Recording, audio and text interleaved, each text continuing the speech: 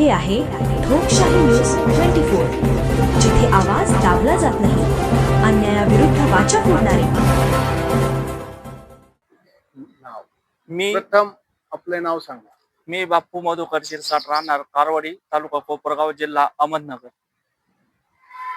येथील रहिवासी असून माझ्यावरती 4 जानेवारी रोजी रात्रीच्या 11च्या सुमारास माझ्यावरती सासूरवाडीकरच्या लोकांनी बेसुमार बेदम माझ्यावर हल्ला झालेला आहे आणि त्यामध्ये मला खूप मारझोड आणि जीवे मारण्याचा प्रयत्न केलेला आहे सासूरवाडीच्या लोकांनी. तर हल्ला होण्याचा प्रकार असा आहे की मी माझ्या बायकोला डिलिव्हरीसाठी माहेरी पाठवलेले होते. तर तिला जाऊन कमीत कमी 5 ते 6 महिने झाले. तर 6 महिने झाले तर माझ्या बायकोचा मेसेज मला येत होता, मला घेण्यासाठी या. पण त्यांनी 2 वर्षापूर्वी त्यांनी माझ्यासोबत वाद घातलेला होता. तर त्यामुळे मग मी तिथे जात येत नव्हतो. तर मी माझ्या बायकोस म्हणालो की मी तुला ज्या पद्धतीत तुला मी जिथे सोडलेलं आहे टोल नाक्यावरती, मी तसं मी तुला घेण्यासाठी येणार आहे. तर तू येत असेल तर मला काहीच हरकत नाही. तर यासाठी तिने मला मेसेज केलेला होता. तर त्यानंतर हे जे मेसेज आहे तिच्या आई वडील, मामा मामी आणि मामाचा मुलगा आणि आत्या आणि आत्याचा मुलगा यांना समजलेत की तिने मला मेसेज केलेले आहेत की घेण्यासाठी येण्यासाठी. तर त्यांनी मला यासाठी फोन मेसेज केला की तू हिला मेसेज करू नको आणि आम्ही तुझ्याकडे तुझ्या बायकोला नांदायला पाठवणार नाही. तर त्यानंतर 2 ते 3 दिवस गेल्यानंतर परत त्याचा मेसेज फोन माझ्या मम्मीच्या मोबाईलवरती आला. तर मम्मीच्या मोबाईलवरती आल्यानंतर आईला पण ती बोलली की मी शहापर्यंत येते, तर तुम्ही मला शहापर्यंत घेण्यासाठी या. तर मी येण्यासाठी इच्छुक आहे. तर या पद्धतीनुसार तिनं फोन मेसेज केला असता मी परत तिला फोन आणि मेसेज केला की तू खरंच इच्छुक आहे का? तुझे मम्मी पप्पा तर म्हणतायत की तू येऊ द्यायचं नाही नांदण्यासाठी किंवा काही गोष्टी. तर ती हो बोलली माझ्याकडे येण्यासाठी. परंतु परत हे तिचे आई वडील आणि मामा मामी यांना समजले असता त्यांनी मला फोनवरती शिवीगाळ केली, फोन केला, SMS केला, धमकी दिली की तुला आम्ही कुठेही धरू, कुठेही मारू आणि तू कामावरती जातोस, आम्ही तुझा बरोबर काटा काढू, अशी ह्या पद्धतीनुसार मला त्यांनी 8 दिवसापूर्वी धमकी दिलेली होती. तर त्यानंतर त्यांचे कंटिन्युअस मला वेगवेगळ्या मोबाईलवरनं वेगवेगळ्या SMS येत होते धमकीचे. तर त्यानंतर माझी मेवणी लहानी अश्विनी विजय शेलार ही राहणार शिंदे. तर हिचं बाहेर कुठेतरी काहीतरी अफेअर चालू असताना त्यांचे घरी समजताच तिच्या पप्पांना अटॅक आला. तर अटॅक आल्यानंतर त्यांनी असं गृहीत धरलं की माझ्यामुळेच त्या मुलीला माझ्या सासऱ्यांना अटॅक आला. तर अटॅक येण्यास रिझन मूळ तर ती दुसरी मुलगी होती. पण त्यांनी माझ्यावरती लोटल्यामुळे मग असा विषय झालेला की त्यांनी माझ्यावरती काट अजूनच धरले गेला. तुमच्या मेवणीमुळे त्यांना अटॅक. हो, मेवणीमुळे अटॅक आला आणि त्यांनी भरपूर प्रेशर त्यांनी तुमच्यावर धरले. हो, त्यांनी माझ्यावरती काट धरला आणि त्यांनी कंटिन्युअस मला 8 दिवसापासून त्या मुलाचा पण मला मेसेज येत होता की तुझ्यामुळे त्यांच्या घरात प्रॉब्लेम झाला. तर मी त्या मुलाला एवढंही बोललो का मी आणि माझे सासरे आणि माझी मंडळी आम्ही बघून घेऊ, तर तुम्ही यामध्ये काही नोकटोक करू नका किंवा काही गोष्टी करू नका. तुम्हाला जे पाहिजे असेल ते तुमचे माझी मेवणी आणि तिचे आई वडील तुम्हाला जे तुमचे तुम्ही करून घ्या. माझा याच्यात काहीच रोल नाही आणि तुमचे तुम्ही काय करायचं ते करून घ्या. तर ह्या पद्धतीनुसार तरी मला धमकीचे मेसेज येत होते. पण त्यानंतर तिचे परत मामा मामी यांनी मला टार्गेट केलं. टार्गेट केल्यानंतर त्यांनी मला शनिवारच्या रात्री खूप मेसेज, फोन कॉल, SMS आणि फोनवरती मला तिची मम्मी रत्ना विजय शेलार, अश्विनी विजय शेलार आणि संगीता शिरसाट, योगेश शिरसाट आणि शिवाजी सोनवणे, अमोल सोनवणे, मीना सोनवणे यांनी मला फोनवरती शिवीगाळ केली. तर शिवीगाळ केली आणि SMS पण केला. तर मी भीतीच्या पोटी त्यांचे फोन आणि SMS आपलं फोन बंद करून ठेवला. त्यांनी तोच राग मनात धरलेला होता. तर त्यांनी माझ्या मिसेसला दमदाटी देऊन मला आरेतुरी करण्याची भाषा करण्यात आली. तर भाषा अशी करण्यात आली की आरेतुरी खूप काही घाण बोलले. पण मी त्यालाही प्रत्युत्तर न देता माझं काम करण्यासाठी माझ्या ड्युटीवरती निघून गेलो. तर मी सकाळी 8ला गेल्यानंतर 8 साडेआठला घरी आल्यानंतर त्यांनी मला ऑलरेडी शनिवारी धमकी दिलेलीच होती. मला कॉल आणि SMS आलेलेच होते. तर आल्यानंतर मला जे कॉल आणि SMS होते तर मी प्रत्युत्तरच नाही दिल्यामुळे त्यांचा राग अजूनच अनावर झाला. तर त्यांनी रविवार दिनांक 4 जानेवारी रोजी मला त्यांनी 11च्या रात्री 10:30 पावणे 11च्या दरम्यान माझ्या घरापाशी आले. घरापाशी आल्यानंतर त्यांनी आजूबाजूचा एक परिस्थितीचा एक आढावा घेतला. आढावा घेतल्यानंतर त्यांनी आमची परिस्थिती एकदम शांत, आजूबाजूचे परिसर शांत होऊ दिला.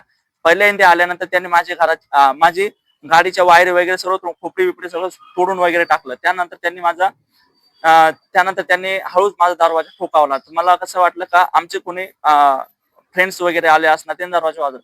हळूहळू वाजवता त्यांनी खूप दरवाजा वगैरे वाजवण्यास सुरुवात केली. त्याच्यानंतर त्यांनी डायरेक्ट शिवीगाळवर त्या गोष्टी सुरुवात केली. त्यानंतर त्यांनी डायरेक्ट समोरचा दरवाजा तोडला. दरवाजा तोडल्यानंतर ते डायरेक्ट घराच्या आतमध्ये आले. घराच्या आतमध्ये आल्यानंतर त्यांनी माझा प्रथम लॅपटॉप वगैरे तोडला. लॅपटॉप तोडल्यानंतर त्यांनी बाकीच्या खुर्ची वगैरे काय माझे दिवाण कॉट वगैरे सर्व मोडतोड नाच सुरुवात केली. त्यानंतर मी घाबरले गेलो. त्यानंतर मी माझ्या पाठीमागच्या रूम मध्ये गेल्यानंतर त्यांनी मी तो पण दरवाजा लावून घेतला. तर त्यांनी तोही दरवाजा माझा तोडून टाकला. मग मी भीतीपोटी माझ्या तिथं हाफ भिंत त्यावरती चढले गेलेलो. तर त्यांनी मला तिथनं खाली ओढून वाटेल तसं आणि प्रथम खाली ओढल्यानंतर हातात काहीतरी वस्तू होती लोखंडी रॉड सारखी, ती माझ्या डोक्यात घातली. डोक्यात घातल्यानंतर मी बचावासाठी मध्ये हात वगैरे घातला, तर तरीही मला ती डोक्यामध्ये खूप असा मोठा आघात केला त्यांनी. त्यानंतर त्यांनी मला खाली ओढल्यानं खूप लाथा बुक्या आणि त्यांनी येताना दारूच्या नशेमध्ये सर्वजण होते. तर त्या नशेमध्ये त्यांनी मला लाथा बुक्या आणि मेन गोष्ट म्हणजे रॉड माझ्या डोक्यात घातलेला आणि दुसरी गोष्ट म्हणजे जे सापडेल त्यांनी मला ते मारत होते. आणि त्यामध्ये काठी असो, सांडशे असो, लोखंड्या काही वस्तू असो, काही असो भरपूर. आणि त्यामध्ये माझी आई आणि भाऊ मध्ये येत असतात, त्यांनाही त्यांनी साईडला बांधून वगैरे ठेवण्याचा प्रयत्न केला. पण तरीही माझी आई आणि ते मध्ये येत होते. तर त्यांनी मला प्रथम माझ्या कॉटवरतीच मला खूप मारलेलं. त्यानंतर त्यांनी बाहेर घेतल्यानंतर मला पण म्हणजे माझे मोबाईल वगैरे हिसकून मोबाईल वगैरे फोडला. त्यानंतर माझे हेडफोन्स वगैरे सर्व तोडून वगैरे टाकले. त्यानंतर माझ्या गळ्यातली जवळपास 1 तोळाची आसपास चैन, 1 तोळाच्या पुढे चैन असेल तर त्यांनी ती घेतली. आणि त्यांच्या ज्या वस्तू होत्या त्यांनी ते माझ्याकडनं जेवढे माझे पुरावे नष्ट करता येतील अशा परिस्थितीनुसार त्यांनी त्या वस्तू घेतल्यात आणि ते घेऊन त्यांच्या खिशामध्ये घातल्या. आणि त्यानंतर त्यांनी मला खूप मारझोड केली. तर मला काही म्हणजे डोक्यात रोड घातल्यामुळे मला काही समजेनासं झालं. त्यामुळे मी पूर्ण बेशुद्ध अवस्थेत, पूर्ण रक्ताला झालेले, माझे कपडे वगैरे पूर्ण भरलेले होते. तर अशा परिस्थितीत माझे भाऊ आणि आई आणि ते आजूबाजूच्या लोकांनी फोन केला असता आजूबाजूचे लोक माझे जमा होण्यासाठी सुरुवात झाली. तर सुरुवात झाली असता त्यांनी आईला वगैरे त्यांनी त्या भाऊला वगैरे मारहाण तर केलेलीच होती. तर केलेलीच. तर त्या लोक वगैरे येण्याचे त्यांनी अंदाज वगैरे पाहून त्यांना असं वाटलं की लोक आता येऊन आपल्याला काही गोष्टी करणार. तर या गोष्टीमध्ये त्यांनी मला अचानक असं सोडून हे करण्याचं तरी काहीतरी मागून एक लोखंडी वस्तू घेऊन आलेला, तो डोक्यात घालणार, तोच माझ्या आईने भाऊनी धरलेलं आणि मला वाचवलेलं आणि मला हे केलं, सोडवणूक केली त्यातनं. आपण जे आज पोलीस अधीक्षक कार्यालय हो अहिल्यानगर येथे आलेले आहात, हो तर आपली समस्या जी आहे ती आपण पोलीस अधीक्षक साहेबांना सांगणार आहात. हो हो हा, हो त्याच्यासाठी आपण आलेले. हो कोपरगाव ग्रामीण पोलीस स्टेशन हो तिथे आपण तक्रार दाखल केल्यानंतर हो त्या तक्रारीचं निरसन झालेलं आहे असं आपणास वाटते का? सर, मी माझ्यावरती हल्ला झाल्यानंतर मी लगेच कोपरगाव पोलीस स्टेशन कडे धाव घेतली असता त्यांनी मला जाता जाता दम देऊन गेले होते का तुमच्या चिनी काही होणार नाही, आम्ही पैसे भरून काय करायचं ते करून घेऊ.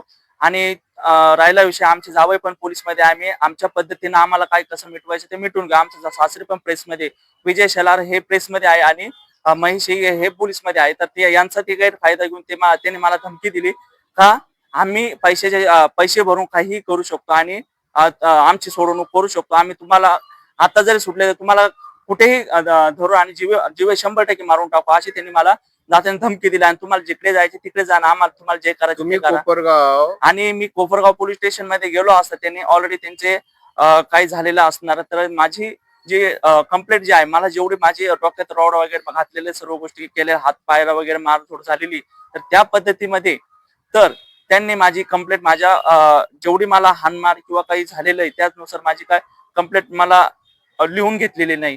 आणि त्यामुळे मग मी ते आरोपी एकदम असे बाहेर असे अजून मोकाट आहेत. आणि त्यांनी मला आता 8 तारखेला रात्री 11च्या परत 10:30-11च्या सुमारास माझ्या घरी येऊन त्यांच्या हातात रॉड वगैरे सर्व गोष्टी होत्या, शिवीगाळ पण केली, पण मी आधीच त्या दिवशीच्या घटनेमुळे सावध असल्यामुळे मी लगेच जमाव केला आणि ते लोक पळून गेले. तर माझ्या जीविताला आणि माझ्या घरच्यांच्या जीविताला खूप धोका निर्माण झालेला. मला आपल्याला प्रत्येक परिस्थितीमध्ये संरक्षणाची गरज आहे का? संरक्षण मला खूप गरज आहे संरक्षणाची. तर मला ते पोलीस प्रशासनाकडून मला संरक्षण मिळावं ही विनंती आहे, कारण की माझ्या जीविताला आणि माझ्या घरच्यांच्या जीविताला खूप असे धोका निर्माण झालेला आहे.